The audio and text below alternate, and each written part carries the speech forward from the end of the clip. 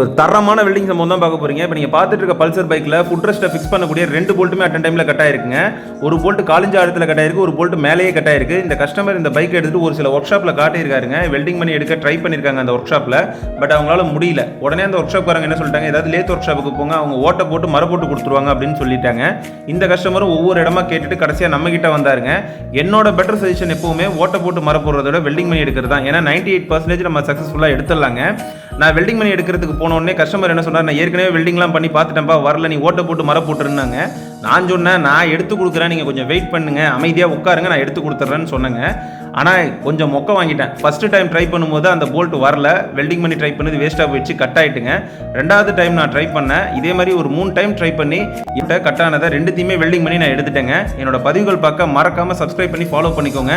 Pulsar discover வச்சிருக்க bike வச்சிருக்க நண்பர்கள் இந்த பதிவை ஷேர் பண்ணி விடுங்க. நன்றி, மீண்டும் ஒரு பார்ப்போம். பாய்.